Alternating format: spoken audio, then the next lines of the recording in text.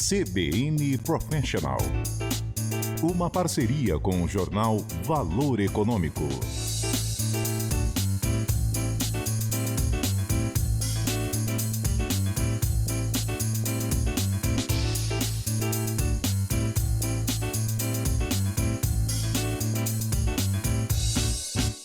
Olá, eu sou a Juliana Prado da CBN. Eu sou Estela Campos, editora de carreira do jornal Valor Econômico. E começa agora mais um episódio do CBN Professional, que é uma parceria da CBN com o jornal Valor Econômico. Aqui você encontra dicas sobre carreira e gestão e negócios para inspirar você. E nessa temporada tem uma novidade, além de nos ouvir, você também pode nos ver. O vídeo desse episódio já está disponível nas plataformas digitais da CBN e também do Valor. Então, ajeite seus fones de ouvido ou aumente o som do seu tablet, da sua televisão, do seu computador, porque a partir de agora nós vamos aprender muito por aqui sobre os novos desafios da liderança. E o nosso convidado de hoje começou a trabalhar com 13 anos e com 15 anos de idade, ele já começou a trabalhar em um supermercado. E quando ele acabou a escola, ele estudou contabilidade e aprendeu por conta própria a programar. E em 1988, ele ingressou numa rede de atacarejo, o Atacadão, como programador, onde ele trabalhou por 20 anos. Pois é, Juliana. E aí ele foi aprendendo mais e mais sobre a linguagem da computação e também sobre o varejo. Em 2010, ele se tornou diretor comercial de uma rede atacadista, da qual, um ano depois, ele já era o presidente. E hoje a companhia é uma das maiores empregadoras do país, com mais de 80 mil funcionários e 294 lojas em 24 estados, além do Distrito Federal. E rede que teve um faturamento no primeiro trimestre de 2024 de 18,8 bilhões de reais. E além de CEO, ele também é membro fundador e vice-presidente da ABAS, que é a Associação Brasileira de Atacadista e Autosserviço. Dado o devido spoiler, a partir de agora, a Estela e eu vamos conversar com Belmiro Gomes, que é CEO do Açaí Atacadista. Belmiro, muito obrigada por aceitar o nosso convite, seja muito bem-vindo. Obrigado. Eu que gostaria de agradecer o convite, agradecer a oportunidade, sou um ouvinte constante da CBN, a oportunidade de estar aqui, poder dividir um pouco de história, trajetória, né? E espero que seja uma conversa enriquecedora para as pessoas que estiverem nos ouvindo, ou como você bem disse, nos assistindo no vídeo que está disponível nas plataformas. Então, isso aí, vamos nessa. Vamos nessa. Belmiro, eu quero começar um pouquinho contando sobre a sua história, né? Perguntando um pouco em relação a isso. Você vem de uma origem humilde, você começou a trabalhar muito cedo, como a gente falou, vendendo sorvete, engraxando sapatos e até você trabalhou como boia fria. Queria que você contasse um pouquinho desse período e que importância essas experiências tiveram aí na sua formação. Obrigado, realmente, né? Eu brinco, às vezes eu vou fazer alguma palestra, falo que meu primeiro emprego foi bom, né? Porque a empresa me dava um carro para trabalhar e pagava 20% de comissão, né? Mas é sorveteiro, né? Vendendo. Então eu trabalho desde os 10 anos de idade, né? Infelizmente, por umas questões de dificuldade, uma questão de saúde do meu pai, tanto eu como meu irmão mais velho, sempre tivemos, né, desde cedo o mercado de trabalho. Eu comecei a trabalhar registrado com 13 anos de idade. Então, ou seja, né, já tem aí uma longa carreira pela frente, né, e isso acredito que me deu, né, uma bagagem, vivência, experiência, tanto no trato com o público, mas também do ponto de vista de esforço, do ponto de vista, né, que motivou, acho que muito da trajetória. Então, mesmo alguns ensinamentos que hoje a gente tem comandando uma grande companhia, ele vem, na realidade, de uma origem humilde, né? Porque isso permite você conhecer a realidade da maior parte da população brasileira, né? E os desafios que os brasileiros estão sujeitos. Então, a gente sempre tenta usar a nossa história para que ela possa servir de inspiração, né? Para jovens, para outras pessoas, para que ele possa continuar insistindo, né? Muitas vezes as pessoas fazem tentativas, eu brinco, né? Tente de novo, né? Normalmente é a última chave que vai abrir a porta, né? Então, ou seja, não desista na primeira tentativa, porque você tem condição, você tem capacitação para poder fazer isso. Agora, você se especializou aí na área contábil, né? Mas assim, foi como programador que, né, que você acabou entrando no Atacadão, né? Como a gente comentou aqui no começo do episódio. E você domina várias linguagens de computação e foi autodidata. Eu queria que você contasse um pouquinho Como é que você aprendia sozinho? Porque quando você aprendeu, não tinha, né, o YouTube. Hoje em dia todo mundo aprende no YouTube, aí tá fácil, né? Como é que era? Como é que você fazia para se informar? Por que você, né, começou a investir nessa área de computação? Você já via isso como uma área que ia crescer? Como é que foi? Foi um misto, né? Na época, em 1985 e 86, eu trabalhava numa empresa de venda de produtos de eletrodoméstico no Paraná. Fui criado, embora eu nasci em São Paulo, aqui em Santo André, fui criado em Maringá, no Paraná. E essa empresa, na época, né, a informática estava muito no início, né? Além de não ter o YouTube, nem tinha comunicação entre os computadores, né? Não existia redes, internet, estava no início, né, com um sistema que chamava RENPAC, que era a Rede Nacional de Pacotes. E essa empresa, ela contratava, as empresas de modo geral, na época, você tinha os birôs de informática, que eram uma empresa especializada em prestar serviço para outras companhias, para banco, para entidades governamentais. E eu fazia essa interface nessa empresa, que era a Soesma, com a CETIL, que era um birô de informática, e me interessei por programação. Então, na época, eu comprei um livro que ensinava a programar em COBOL, acabei fazendo investimento numa máquina que acho que era um CP200, funcionava ainda com fita cassete, acho que da Apple, para poder aprender um pouco sobre programação, porque eu via que haveria um mercado de trabalho da minha visão muito grande, e eu sempre gostei da área de tecnologia.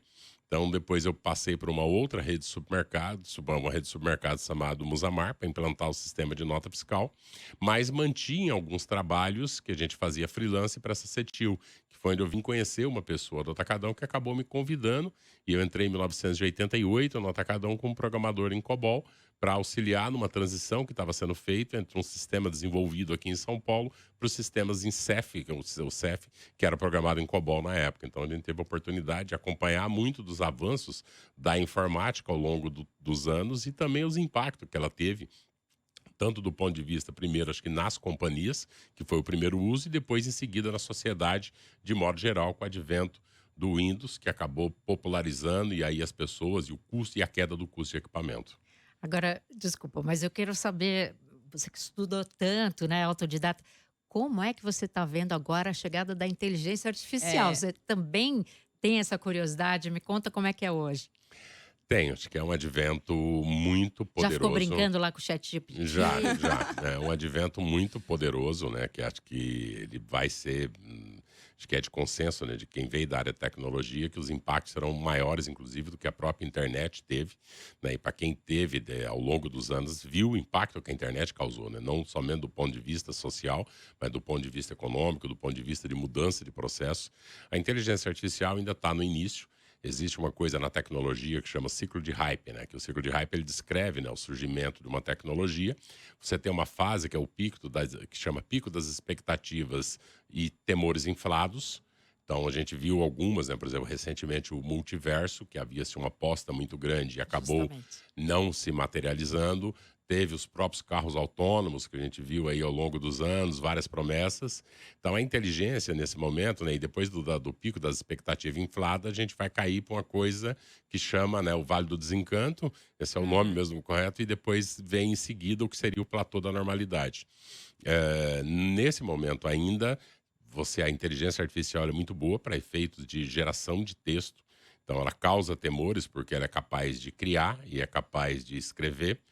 Né? Então, isso, obviamente, ele vai gerar temor. Né? Eu vi um insight, acho que de uma pensadora americana, 2 semanas atrás, que ela falava, né, que, né, ela esperava que a tecnologia fosse ajudar ela, né, a lavar, a fazer o serviço de lavanderia e cozinha para ela poder ter tempo de escrever e fazer obra de arte. E a inteligência está vindo para fazer obra de arte e os textos, e pode ser que ela tenha que ficar lá na lavanderia. Então, isso gera, né, ou seja, para todos nós. Então, há um temor. Mas acho que nesse primeiro momento, assim, né, muitas das coisas ligadas à parte de texto e processos, elas vão ser altamente impactadas. Algumas carreiras vão ser extremamente impactadas. É difícil você cravar, como eu dei o exemplo do multiverso, muitas vezes uma grande verdade, ela pode não se mostrar na linha do tempo, mas ela é um desafio. É um desafio que você olha ao mesmo tempo com fascínio e com preocupação. Porque tudo que nós tivemos em tecnologia até hoje, né, era um bloco de condições, lógico, que aonde qualquer resposta que o sistema te deu, quem programou sabia exatamente como chegou naquilo. A inteligência artificial ela emula o que seriam nossas redes neurais, aonde nem quem programou sabe como se deu a resposta. Então, acho que, por um lado, acho que vai criar um receio de confiabilidade no primeiro momento, mas a tendência é que, na medida que a tecnologia vai ficando mais madura, ela consiga ser usada para tarefas que talvez até então nós não imaginávamos. Contudo, né, com os efeitos, né, assim como qualquer, e muito da minha gestão usa os exemplos, como qualquer coisa para o bem, ela também vai ter efeitos colaterais. Então, acho que ainda não há uma discussão e aí vai precisar regular para a série de efeitos, porque ela pode, né, ultrapassar a nossa capacidade de saber o que é certo, o que é errado, o que é verdade, o que não é verdade. Então, acho que tem uma discussão importante para ter nesse sentido, mas que há um consenso que ela vai impactar muitas carreiras e muitos trabalhos feitos nas companhias, que isso já é bem claro. Uhum. Belmiro, voltando aqui na linha do tempo da sua carreira, você até citou, né? Você trabalhou no Atacadão, teve uma carreira longa, bem sucedida por lá. Você chegou a se tornar diretor comercial. Queria saber se você já tinha ambição de crescer lá dentro e como foram as suas primeiras experiências como líder. Bem, sempre, obviamente, a gente vem buscando, né? Talvez as pessoas imaginem que você tem uma grande ambição de chegar numa posição, mas o que você busca é tentar fazer sempre o teu melhor possível, né? E eu sempre fui uma pessoa que gostei muito de trabalhar com pessoas, acho que talvez seja um dos maiores dons que eu tenha, e inspirar pessoas principalmente. Naquele início, né, nos anos 80 ou 90, a gestão nas companhias não é como é hoje, era um modelo muito mais ditatorial, onde a liderança ela ia muito mais pela quase com a hierarquia militar do que por inspiração. E as gerações que vêm em seguida e as mudanças na sociedade levam à necessidade de um outro tipo de líder. Uhum. Então, no Atacadão, né, eu virei líder, fiquei supervisor de vendas de uma equipe grande de viajantes já bem jovem. Eu virei gerente com 19 anos de idade, virei num cargo quase equivalente a diretor com 25 anos de idade. Já tinha uma equipe gigantesca de vendedores e que esses vendedores eram vendedores externos que, baseado em Maringá, fazia Santa Catarina, Rio Grande do Sul e Paraná. Então, acho que talvez tenha sido um dos primeiros exercícios foi você gerenciar aquele colaborador ou funcionário que ele não está à tua vista, que ele está a 200, 500 quilômetros de distância, né? É onde a maior motivação dele tem que ser exatamente ele conseguir produzir, porque se ele não conseguir realizar a venda, ele não tem comissão e assim consequentemente. E ao longo de todos os anos, a gente vem numa fase de aprendizado muito grande, né? O primeiro um dos grandes deles, que eu tento aplicar até no dia a dia, que quem está fazendo a função, ele vai saber mais do que a liderança. O reconhecer que o líder ele tem muito a aprender. Então, quando nós vamos, eu tenho uma frase que eu falo, eu nunca acredito no primeiro tudo bem no colaborador. E muitas vezes os melhores insights ou mudança de processo vem quando eu escuto uma operadora de caixa, um repositor, porque é ele que está na linha de frente. Então, e as grandes organizações principalmente, você não é capaz de prever todas as nuances, principalmente quando você lida na nossa visão com o varejo. Para que tenha uma ideia, né? No caso do açaí, nós atendemos, passam nas nossas lojas hoje aproximadamente 30 a 35 milhões de pessoas por dia. Então, ou seja, é um universo amplo, rico e diverso, e aonde o funcionário que está na linha de frente, ele consegue captar percepções e erros que nós, como líder, cometemos por não ter o todo da situação. Então, a parte de envolver-se com pessoas e ouvir quem está, de fato, executando, acho que foi uma das coisas que me ajudou muito ao longo dos anos. Agora, é uma empresa gigante, né? A gente falou, né? Mais de 80 mil funcionários. Como é que dá para fazer isso que você está falando, né? Chegar lá na ponta? Qual é a sua estratégia para ouvir quem está lá? Você pessoalmente se envolve nisso? Qual é a tua orientação para os líderes, né? De ouvir mais quem está lá na ponta? É perfeito. Hoje nós temos 294 lojas em atividade, dividida em 25 estados do Brasil, com 82 mil colaboradores. O Açaí passou por um período muito forte de expansão. Para que tenha uma ideia, em final de 2010, nós tínhamos 6.500 colaboradores e hoje são 82 mil colaboradores. E colaboradores que estão trabalhando em São Paulo, no Nordeste, em Manaus, em regiões distantes. Então, um dos trabalhos que a gente busca, né, inspirar a liderança, eu acredito muito na liderança por inspiração, né? Isso não significa que você não vai cobrar desempenho, que vai não cobrar resultado, né? Mas principalmente, né, as pessoas elas até escutam o que a gente fala, mas elas julgam pelo que a gente faz. Né? Eu sempre brinco, né? Quem tiver curiosidade, né? Existe uma diferença grande entre o que você imagina que o outro te percebe, a forma que você é percebido de fato. Qualquer um de nós aqui, ou quem estiver nos ouvindo, se você escutou a sua própria voz gravada no WhatsApp, você falou, não sou eu. Né? Você achou que é uma voz diferente. Né? Qualquer um de nós passa por isso. Então, sempre desafio a liderança. Fala assim, nem a sua própria voz, você sabe exatamente como é, entre o que você fala e o que o outro te percebe. Imagina em relação a cliente ou imagina em relação ao funcionário. Então, a gente busca inspirar os demais líderes para que eles também sejam um ponto de inspiração. Obviamente que numa rotina de uma companhia grande como a Açaí, eu não consigo ter o tempo, muitas vezes, que eu gostaria para estar ouvindo a base. Então, eu busco muito estar na véspera da inauguração das lojas. Primeiro, para ter uma conversa aberta, né? Alguns fatos, né, que eu cito para os colaboradores, que eu vou lá não para mandar, eu vou para pedir.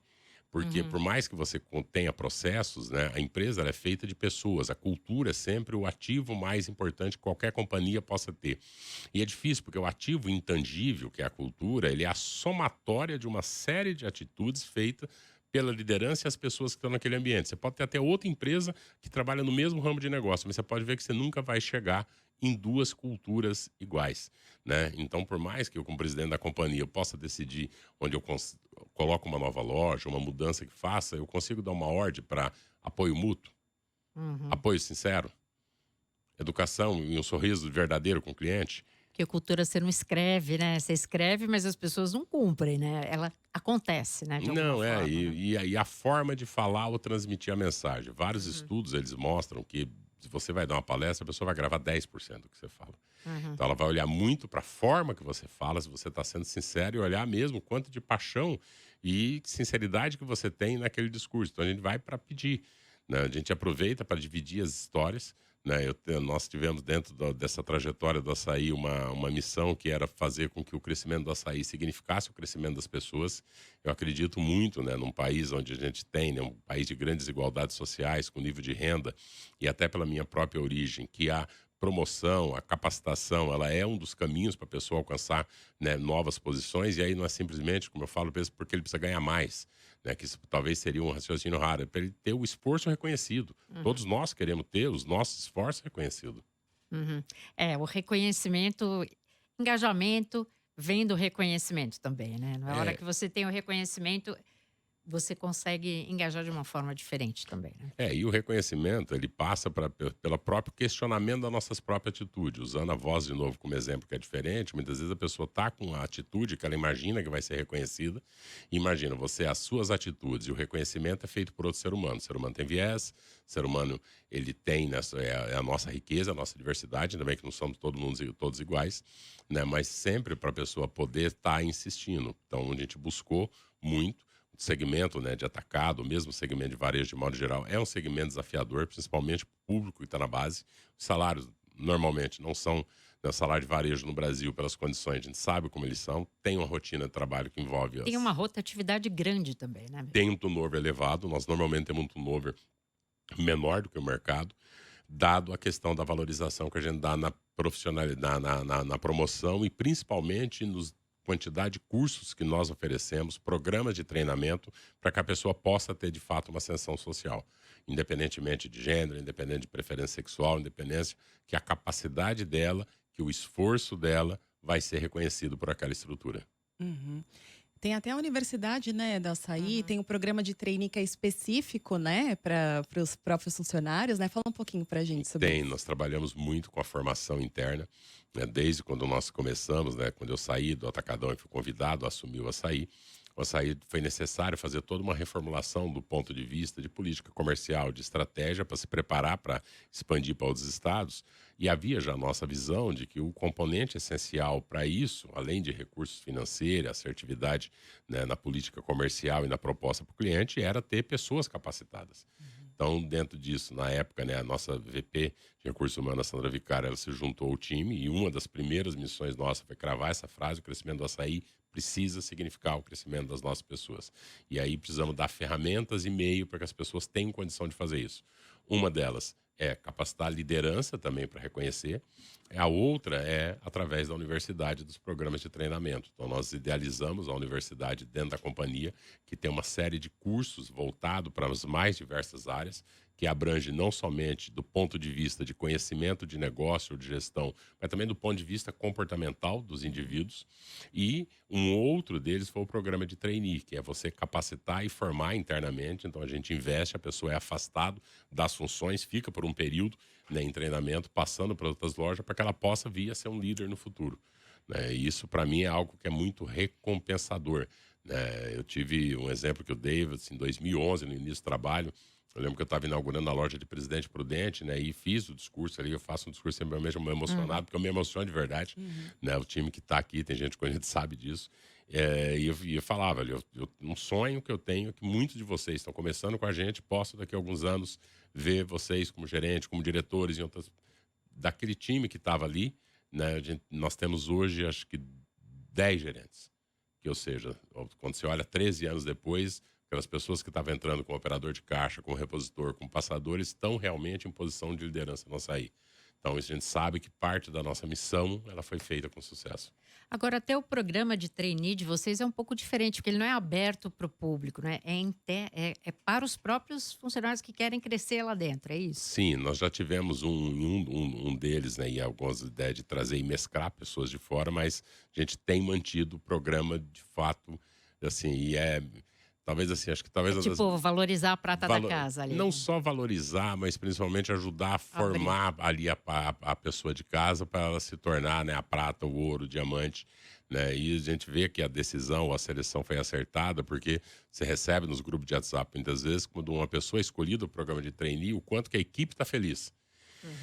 É um sinal que a escolha foi feita, uma escolha correta, foi feita uma escolha certa, e principalmente isso mostra para outras pessoas que ele tem um caminho de fato de ascensão social, que a empresa está investindo em você e que se você conseguir, se você se esforçar, conseguir vencer os desafios, a gente tenta ao máximo possível não dourar também a pílula, falar que você vai ter dias difíceis, vai ter períodos que muitas vezes seus esforços não vão ser reconhecidos, porque depende muitas vezes da chefia, que você precisa tentar de novo, como eu falei, né? A última chave, normalmente, chaveira é que vai conseguir abrir a porta, que você precisa ser resistente, que precisa ser resiliente, mas que se você tiver disposto a crescer, a empresa vai fazer a parte dela, de dar as condições para isso. E eles fazem prova para entrar? Fazem provas e entrevistas, feita uma avaliação, né? Tanto por uma bancada... Tem gente, como você falou, que tenta mais de uma vez? Tem gente que tenta 3, 4, 5 vezes... 6 vezes até ser passado. Teve pessoas que falou, não, eu vou passar no programa de trainee e que, imagina, então se a pessoa está tentando pela 6ª vez, então se você quiser entrar na USP Medicina, você vai ter que tentar muitas vezes, algumas vezes. Um concurso público fácil, você vai ter que tentar, ou seja, não é fácil. Né? Então, quando fala em não dourar a pílula, ele não vendeu uma ilusão de que você vai ter, e é sempre uma preocupação com as gerações mais novas, né, que o caminho muitas vezes ele possa ser muito curto, e o caminho não é curto. Normalmente, as boas coisas que a gente conquista na vida, né, seja em termos profissionais ou pessoais, depende de esforço, depende de uma série de circunstâncias. Às vezes, tem gente que pode contar com a sorte, mas se você não está contando com a sorte, vai ter que contar com o seu esforço e vai ter que criar as condições no seu entorno para que seja favorável. E no dia a dia vocês também têm um incentivo, né? Porque fazendo um relato pessoal aqui, eu já vi, tava na loja e tal, e já ouvi vocês falando, o funcionário do dia, no final, né, do trabalho, o funcionário do dia é a fulana, e todo mundo aplaude e tal. Tem esse incentivo também para o funcionário? Tem, porque você precisa também com que os colegas também incentivem as pessoas, né? Porque muitas vezes há uma preocupação nas companhias somente da relação da chefia com o colaborador. E muitas vezes o grupo de colaboradores entre si, dentro desse discurso que é feito na véspera, a gente fala, né? Vocês precisam se apoiar, porque nem tudo a chefia vai conseguir. Não é um apadrinhamento.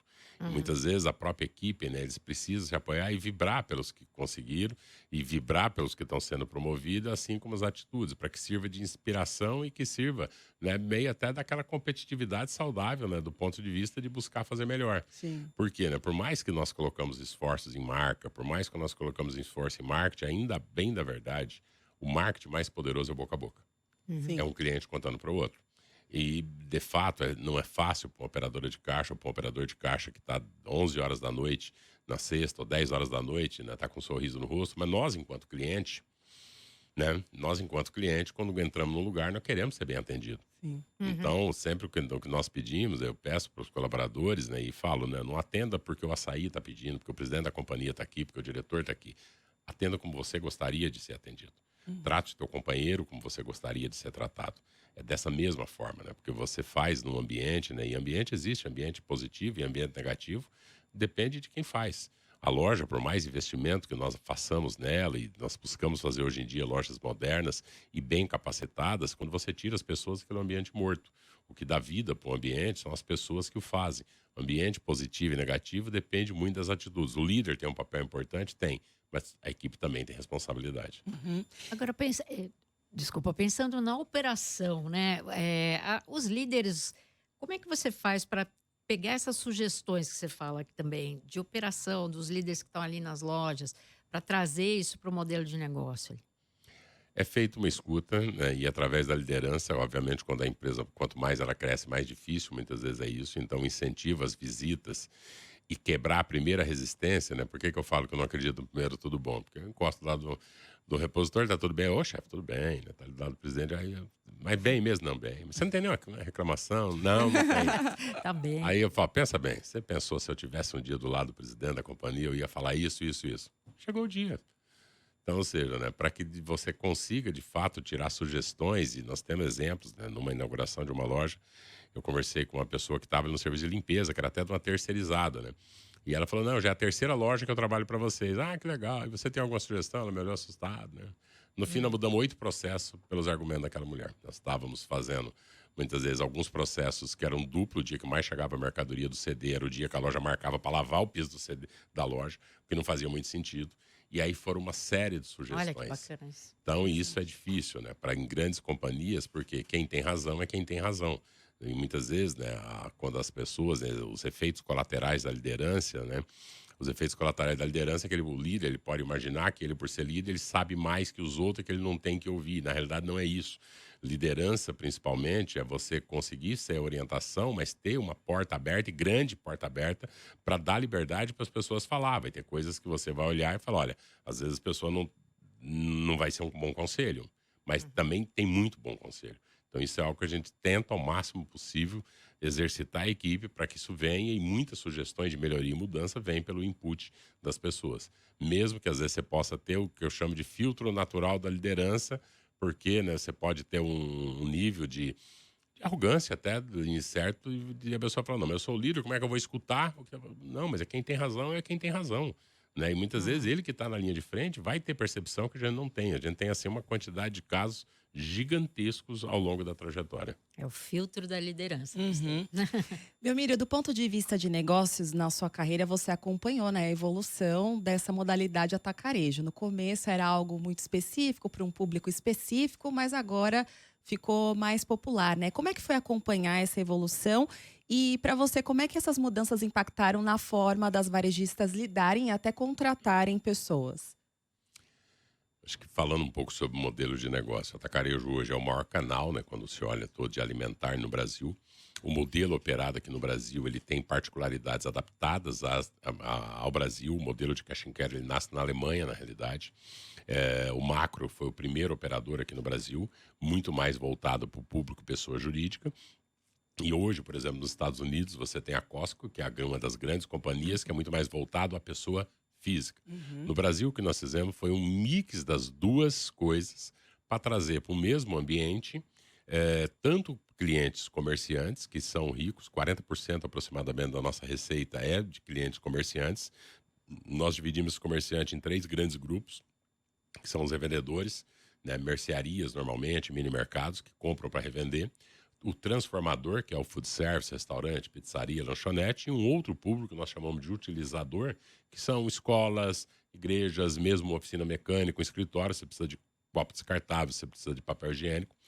E o consumidor final, que no início era um consumo mais voltado para as compras abastecedoras na baixa renda.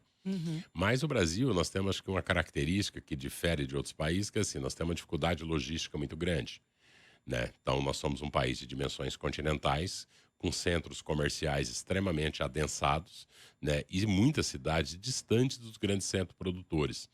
E, ao passo que o produto brasileiro alimentar ou um produto de higiene e limpeza, ele custe, talvez na conversão direta em dólar, menos da metade do que custa nos Estados Unidos, o nosso custo de combustível é mais elevado. Nós temos um dos custos de combustível mais elevados do mundo. Então, isso cria uma dificuldade logística por natureza. Grandes cidades, como aqui a Grande São Paulo, você quase não vê caminhões de entrega, nem tem como circular. Então, isso abriu uma possibilidade, na nossa visão, de juntar esses dois públicos, ganhar volume. Ganhando volume, você diluía custo. Diluindo o custo, você conseguia ofertar preço baixo para a população. Então, o formato ele começa ali nos anos 90. E ele vai se mudando e se modificando ao longo dos anos, e uma mudança relativamente grande. Quando você olha para as primeiras lojas, eram lojas mais espartanas, elas eram mais simples, o foco era muito em custo baixo, mas aquilo gerava, acho que talvez tinha um calcanhar de Aquiles para o formato, que era o quê? Você conseguia muito eficiente ofertar preço baixo, mas você oferecia uma experiência de compra muito ruim. As lojas não tinham ar-condicionado, você não tinha uma tão grande variedade de produtos. E ao longo dos anos, né, tentando resumir a história, o que nós vemos buscando é o quê? Ganhar eficiência, manter a política de preço baixo, principalmente com custo baixo, mas oferecer uma experiência de compra melhor, uma amplitude melhor de itens, uma quantidade maior de serviços, uma qualidade nos produtos perecíveis mais elevados, para que você não ficasse só atendendo não somente a população de baixa renda, mas também a classe média. E hoje já tem um movimento do nosso próprio setor, e talvez o açaí tenha sido um dos protagonistas dessas inovações, de até buscar também as compras repositoras, né? Buscar também compras simplesmente, não somente que você seja lembrado naquele dia que o cliente vem para fazer uma grande compra, mas também quando ele precisa de volumes pequenos. Uma loja agradável, então investimentos em refrigeração, iluminação de loja, atendimento do time foram feitas. Ainda a proposta básica do setor é preço baixo, mas tem uma evolução grande. É uma história gigantesca, Sim. né, que talvez é difícil colocar ela, né, comprimi-la, né, em poucos minutos, né, mas é um tema que a gente gosta muito de falar. Eu acho que eu tive a felicidade de participar desse processo, tanto pelo período que eu trabalhei no Atacadão, né, que fiquei 22 anos, e pelos 14 anos que eu estou à frente do açaí, né, e tive a oportunidade de criar muitas das inovações que a gente gostaria de ver para dentro do setor. Então, hoje mesmo, nós temos loja muito mais dentro dos centros urbanos, né? O modelo que opera no mundo inteiro, normalmente você colocava uma loja mais afastada. No Sim. Brasil, isso é mais difícil. Então, ou seja, né, o Brasil ele é um país com características próprias, né? Tanto que grandes empresas, muitas vezes grandes varejistas internacionais de grande sucesso em outros países, aqui não tiveram o mesmo sucesso. Sim. Acho que o Walmart foi o último exemplo recente que a gente teve, né? O próprio Macro, que era o nosso operador, ele acabou não conseguindo, né? Por quê? Nós somos um país de dimensões continentais, com custo Brasil extremamente elevado, com um sistema tributário que ele é muito distinto de uma região para outra do Brasil, e um país onde 800 metros de distância você tem populações de níveis de renda muito diferentes. Então, todos nós sabemos, né, um dos grandes problemas do país, que é a desigualdade social, mas muitas vezes as pessoas não imaginam o quanto isso pode ter de efeito na prática de gerenciamento de comércio, porque isso muda, né, a tua proposta de valor, isso muda o sortimento do produto que você vai trabalhar. Legal. Bom, acho que dá tempo mais uma pergunta ainda. Não, dá bastante. Belmiro, você conta que no começo você era muito técnico, focado em processos e também extremamente disciplinado, né? Mas com os anos de experiência, te ensinaram, né, de alguma forma, que as relações humanas são mais importantes, né? Como é que você acabou percebendo isso? Até você estava lidando muito com números, né? A gente acaba ficando um pouco no automático, né? Você tem algum exemplo aí de situação em que você ficou claro, assim, que essa situação ficou clara para você que é mais importante prestar atenção nas pessoas do que os números, enfim? Acho que assim, um grande evento não, mas acho que o que acabou me ajudando. Bem, imagina, né? Eu trabalhei com contabilidade, trabalhei com informática, a informática é lógica, né? Aham. E você tem uma visão no início que as coisas têm que ser como são, né? Os processos principalmente, né? Mas do período que eu fui supervisor de vendas, eu tinha uma equipe de vendedores, e um dos meus trabalhos era acompanhar esses vendedores a visitar o cliente. E você percebia que a decisão de compra, muitas vezes, do cliente era uma parte pelo preço e outra parte era pelo nível de empatia e capacidade de comunicação que aquele vendedor ou que aquele profissional tinha para fazer com ele. Então, e aí você começa a ter uma visão, né, que primeiro, né, nós, os humanos, nós tomamos decisões muitas vezes mais emocionais do que racionais, do que a gente até gostaria ou gostaria de pensar. E que muito também, né, das paixões, né, eu brinco, né, por exemplo, o consumidor, todos nós temos um posto de gasolina que a gente gosta, né? Muitas vezes você está com combustível até acabando, aí você põe só R$ 50 para chegar no seu posto. E às vezes é a mesma A gasolina. fidelidade. É a fidelidade. Então, ou seja, né, o quanto que você consegue criar de amor por uma marca. E da mesma forma que na gestão. Então, acho que esse trabalho na supervisão de vendas, né, acompanhando uma equipe grande de vendedores, cujo trabalho era atender clientes, foi moldando um pouco o raciocínio. E uma outra parte, talvez por ter passado por algumas chefias meio ditatoriais. Então, você aprende, né, uma forma do que fazer e uma outra forma do que não fazer também. Do que não fazer, né? E experimentos, né? Quando a gente Porque tem duas maneiras na vida, né? A gente vai aprender algumas coisas errando, não tem jeito, todos nós. Né? Se alguém falar que não errou, sinal que ele aprendeu pouco. Então você vai aprender errando, mas também você pode aprender observando o erro dos outros. Né? E que se aquele caminho teve sucesso, né? Porque nós gostamos muitas vezes, né? Contra fatos, às vezes não tem argumentos, mas a gente gosta muito de argumento para justificar nossas crenças. Então, muitas vezes, quando você tem uma visão, se cega-se a verdade para que você possa justificar a sua verdade. Então, né? Isso parte, né? Do que a gente sempre tenta incentivar, que é o princípio da humildade. É preciso ser humilde, porque para você reconhecer um pouco do que a gente falou de aprender com os funcionários. De ouvir, né? É de ouvir, porque senão a arrogância e o orgulho humano, né, que habita muitas vezes dentro de nós, é um monstrinho que a gente tem que estar ali combatendo sempre, né, qualquer um de nós, e se questionando. E aprendendo com o erro dos outros. Então, se você viu que o modelo, né, muitas vezes não deu certo, não é porque ele está na sua mão que você vai tentar novamente e vai ser feito. Isso acho que foi moldando ao longo da carreira, né? Então, depois de muito tempo, também errando, e aí aprendendo, tentando buscar e aprender com os erros e refletindo, a gente vai criando um outro modelo. Né? Quando eu chego no Açaí mesmo, a gente fala, preciso, primeiro de tudo, é criar uma base para uma cultura forte. Eu não vou conseguir ter uma companhia forte ou uma companhia presente em vários estados se, primeiro de tudo, o time que tiver essa base não tiver motivado e engajado para isso. E, muitas vezes, isso passa em você falar a verdade. E, muitas vezes, a liderança ela tem receio de falar verdades, mesmo que sejam duras. O líder ele não está só para falar, né? Muitas vezes é preferível porque, né, as pessoas vão perceber. As pessoas sabem, na realidade. Ela sabe, ela olhou para a cara do chefe, ela sabe pelo dia se ele está bem, se ele está mal, se está no mau dia, se está no bom dia, pelo tom de voz, né? Nós temos a capacidade de perceber, de percepção, né? Pela empatia humana, muito mais do que nós acreditamos. Então, muitas vezes, quando você só dá metade da informação, a outra metade ela é preenchida com outra coisa. Do mesmo jeito que o poder não admite vácuo. Se ela for preenchida com dúvida, se ela for preenchida com dúvida, ela é pior. E às vezes explicar, às vezes ser paciente para explicar o porquê de um processo. Porque às vezes você tem processo, né? E um pouco também a paciência da gestão. A política que eu usei no Açaí, que precisava ser revertida, é a política dos comprimidos, né? Que você tiver com uma infecção, você for no médico, der 24 antibióticos de 8 em 8 horas. Tomou os 24 uma vez, você morre. Porque você não esperou o intervalo das doses. Então, muitas vezes, uma série de mudanças para o bem, ela pode dar colapso numa estrutura, porque você não deu tempo de assimilação daquilo e daquele processo. Agora, um dos avanços aí que a gente vê, né, no Açaí foi dentro dos programas de diversidade, foi trazer funcionários 50 a mais, né? 29,7% aí são já dos 50 a mais. Eu queria que você falasse um pouquinho, comentasse assim, qual é a dificuldade, qual é a vantagem de você ter pessoas de diferentes gerações no mesmo lugar, né? Pensando aí, como é que faz para todo mundo trabalhar junto? Se vocês têm essa preocupação dessa integração entre as diferentes gerações? O Açaí, ele é uma referência, acho que no mercado, tanto não somente do ponto de vista de 50 a mais, aproveitando fazer uma propaganda que nós também, né? Mas é uma das poucas grandes empresas que tem a cota de PCD totalmente coberta. A gente tem uma série de programas, tanto de inclusão e de diversidade. Um dos exemplos, né, quando a gente vai falar com o time, que eu falo é o que, olha, independentemente de gênero, de preferência sexual, para quem eu abro a porta da loja? Para todo mundo. Não quero que ninguém vá comprar, sinceramente, um concorrente. Então, se eu abro a porta externa para que todos os clientes, internamente, eu preciso garantir também, para que isso seja representado. Né? O Público 50 Mais, especificamente, foi uma iniciativa recente. Parte disso tem a ver também porque um público já com mais experiência, ele tende a ter uma visão mais clara, né, do ponto de vista até de resiliência e do ponto de vista também de atendimento a cliente, e tem sido uma mescla boa. No setor de alto turnover, né, a gente tem visto as gerações mais novas que elas são mais ansiosas, se frustram mais rápido e tem uma ansiedade muitas vezes que não tem a paciência para esperar que aquela semente que você plantou dê o fruto, né, o tempo necessário. Não tem jeito, né? Nós temos que plantar para depois colher.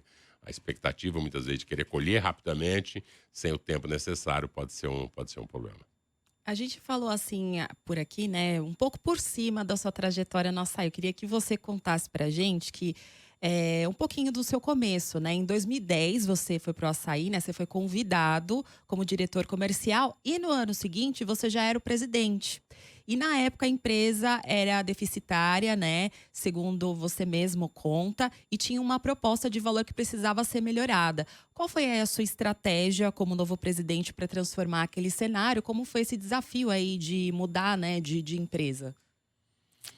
Na época eu tinha ficado 22 anos no Atacadão, depois que em 2007 eu coordenei o processo de venda para o Grupo Carrefour, eu tinha mais 3 anos de contrato e eu queria me desafiar numa nova estrutura. Então o Grupo Pão de Açúcar ele tinha adquirido o Açaí. O Açaí, né, o que o nome, né, alguém tiver curiosidade, significa sol nascente em japonês, por isso o logo é o sol. Olha aí. Isso eu não sabia. Açaí, que ele foi fundado aqui na Vila Carrão, em São Paulo, por um imigrante, por um descendente japonês, para vender para pastelaria, né? Então, e ele era muito forte para esse modelo de food service, mas como o GPA quis expandir para outras praças, você não tinha tanto público de food service. Então, havia uma necessidade de ajuste dentro da política. Então, né, eu brinquei, né? Então, para fazer essa mudança, essa guinada, eu usei essa política dos comprimidos, ou seja, a gente planejou uma série de eventos em termos de construção. E dentro disso, né, que é difícil condensar, é uma história longa, né, no curto, mas acho que o primeiro foi não ficar só vendendo em caixa fechada, abrir um preço de atacado a partir de uma quantidade mínima, buscar atrair uma parcela maior de consumidor, colocar lojas dentro mais próximas, em regiões um pouco mais centrais, mantendo a política de preço baixo e gradativamente investindo em melhoria de experiência de compra, amplitude de sortimento, qualidade dos perecíveis. Então foi um processo longo, mas que ele deu resultado. E fora isso, né, nós tivemos, acho que talvez uma boa visão, que foi descentralizar, dado que já o objetivo da companhia era estar presente em boa parte do Brasil, e vamos ser sinceros, o Brasil é tão grande que você tem quase um café por cidade. Então, aqui em São Paulo, você não tem como saber qual marca de café você vai trabalhar em Manaus. Então, nós temos 12 hoje grandes mini sedes do açaí regionais, com pessoas que estão lá responsáveis para definir qual é o tipo de sortimento de produto, qual é o nível de logística que a gente vai trabalhar. Então, nós trabalhamos forte na questão da regionalização. Uhum. Também eu queria perguntar em relação ao ritmo de expansão, né? Como é que foi esse ritmo, né? A partir daí, depois que você resolveu essa questão, e quais os planos aí para o futuro? Os ritmos foram intensos, né? 2022 foi quando nós compramos, né, a rede de hipermercados, os pontos, que era o Extra. Para que você tenha uma ideia, eu cheguei a ter 18 mil pessoas em construção civil trabalhando nas lojas. Uhum. Foi um movimento, né, era 2 milhões de metros quadrados. É para transformar, né? Para poder transformá-la, ela. Né? Então, a companhia ela tem um ritmo de crescimento muito forte. Esse ano, a gente tem 15 novas unidades. Seguramos agora um pouco esse plano de investimento, dadas as taxas de juros. O juro não se comportou conforme se imaginava. Fora isso, a gente vem de um ciclo forte. Então, há hoje uma busca no equilíbrio entre desalavancagem da companhia e o ciclo de crescimento. Nós temos mais 15 novas lojas previstas no próximo ano. E o Açaí vai continuar crescendo com unidades importantes, levando a marca, buscando atender nossos clientes melhores a cada dia, buscando oferecer preço baixo, mas principalmente sendo um lugar, né, que a gente busca ser de crescimento para as nossas pessoas de dentro de casa. Agora, o Carrefour aí, recentemente, né, anunciou a aquisição aí de 129 lojas, aí 7 bilhões, uma medida, sobretudo, para intensificar essa concorrência aí com vocês, né? Eu queria, diante desse tipo de desafio, qual que é a sua estratégia aí para manter esse ritmo de expansão aí que vem vindo aí, né? Como a gente comentou agora há pouco. Bem, concorrência sempre é saudável, né? É o que nos faz acordar mais cedo, é o que faz você motivar, né? Faz parte do mercado sem concorrência, na realidade você não cria. Né? O desafio sempre é criado pela competição que você tem em relação aos outros. Né? No caso do Brasil, você tem um grande competidor nacional, que é o Grupo Carrefour. Mas eu sempre brinco, né? Que a gente tem o campeonato brasileiro, mas tem o campeonato estadual, né? Então, em algumas regiões do Brasil, você tem players regionais. Não dá para você levar o que é verdade de São Paulo para outros estados. Né? Obviamente, a companhia não olha só os movimentos concorrenciais, mas nós vamos continuar expandindo, avançando e numa competição saudável, porque sempre, num cenário competitivo, o beneficiado é o cliente e a sociedade. É o que faz as empresas buscar melhor, trabalhar melhor, reduzir custo, operar com preços mais em conta, oferecer novidades para o cliente, em visão da competitividade. E, Belmiro, ao longo aqui do episódio, você contou um pouquinho, né, sobre a sua participação nas sedes, né, que você vai até. Como é que você faz para equilibrar isso de ir, né, de sentir aí, ter o contato mesmo com a companhia? A gente tem aproveitado muito o momento de expansão para fazer as visitas, né? Tem sido menos até, sinceramente, do que eu gostaria, tanto que, mas nesse período a gente traz os nossos diretores, que estão em cada uma dessas regiões, e fala, olha, você precisa ser o nosso olhar, o nosso braço, até para você delegar, porque também, né, numa grande companhia, o líder não pode virar o gargalo do processo de decisão. E as contribuições precisam ser vindas. Né? Então, conforme você cresce, você vai criando também dores do próprio crescimento, e administrar e ajustar não tem jeito. Você precisa delegar, precisa dar autonomia, para que você tenha também pessoas dentro do mesmo, né? Obviamente, cada ser humano vai ter o seu prisma de visão, não dá para esperar, né? Se dois estiverem pensando totalmente igual ao mesmo tempo, talvez um dos dois esteja sobrando. Então, nessa diversidade de opiniões ajuda bastante, né? E captura para que a gente consiga continuar nos ajustando a fazer cada dia melhor. Uhum. Sabe que outro dia, entrevistando o José Galó, né, das lojas Renner, lá no Sul, ele conta que ele, quando chegava no fim de semana, ele não aguentava e ele ia visitar as lojas, assim como uma pessoa comum, sem avisar nada. Porque eu gosto de ir lá para sentir o clima. Você vai também, de vez em quando, vai dar um rompante, vai lá no açaí para ver como é que tá funcionando uma loja? Assim, De vez em quando, sim, é necessário fazer. Tem feito talvez menos, porque também você precisa reservar, acho que precisa ter o equilíbrio também com a vida pessoal, né? Porque Sim, também, senão Sim. pode passar do limite, né? Como qualquer coisa, né? É aquela história, né? Todo exagero, né? Muitas vezes você se torna aquilo que você combate, né? Então, e de dar o exemplo também é saber o equilíbrio entre vida profissional e vida pessoal. Fim de semana vai descansar, E né? final de semana você tem o teu tempo também pro filho, pra família, pros filhos, né? Precisa ter.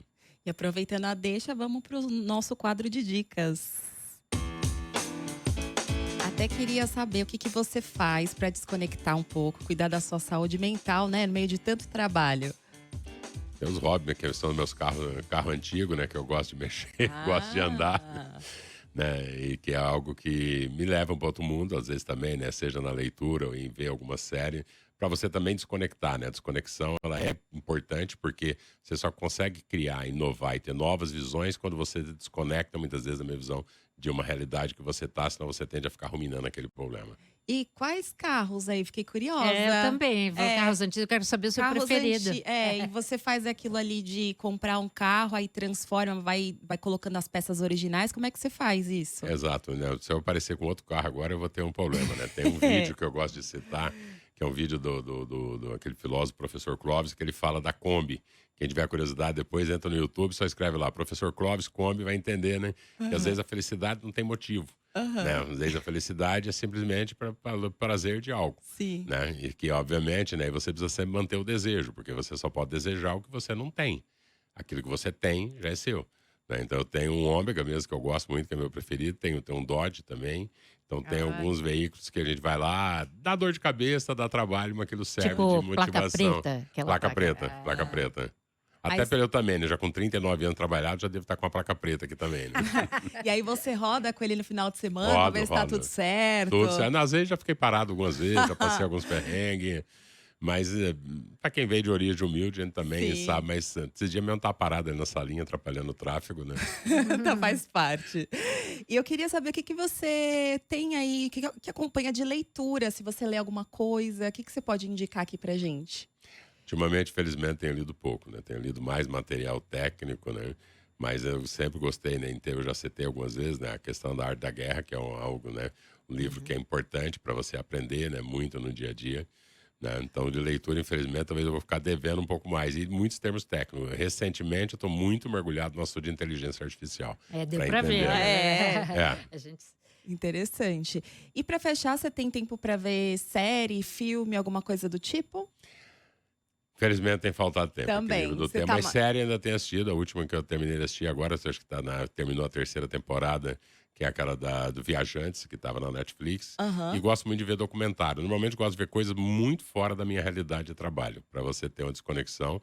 Tem alguns interesses grandes sobre, né, principalmente sobre astronomia, né? Quem trabalha comigo sabe, né? Que legal. Que é onde você cria também uma desconexão. É preciso desconectar do teu meio para, às vezes, você conseguir olhar de fora. Né? Então você é aquele que fica atualizando para ver o que o James Webb... O que o James Webb, qual foi agora, quantas já passamos de 2 trilhões de galáxias, o quanto tem no universo visível, não tem no universo visível. Que legal. Bom, Belmiro, eu queria muito agradecer aqui a sua presença, pelo papo, por compartilhar tantos aprendizados. Espero que você volte mais vezes. Obrigado, gostaria de agradecer, principalmente pelas perguntas e pela simpatia, né, e da forma que foi atendido. E convidar, né? Obviamente, tem que fazer uma propaganda, né? Quem estiver nos ouvindo vai conhecer uma loja do açaí, né? E tem vários pontos, então não tem desculpa. Pontos, não. Bom, Estela, eu te vejo no próximo episódio, combinado? Combinado. Vamos lá, gente. Obrigada. Muito obrigado. Obrigada. Agora eu vou ficando por aqui em mais um episódio do CBN Professional. Se você tem alguma sugestão, alguma dica, você pode mandar um e-mail para o cbnprofessional@cbn.com.br. Você também pode acessar o conteúdo e outros assuntos no site do Valor Econômico. Os trabalhos técnicos aqui desse episódio são da Débora Gonçalves e a sonorização é do Cláudio Antônio. O roteiro e a produção deste episódio foram feitos pela Estela Campos, Bárbara Nori, por mim, Juliana Prado.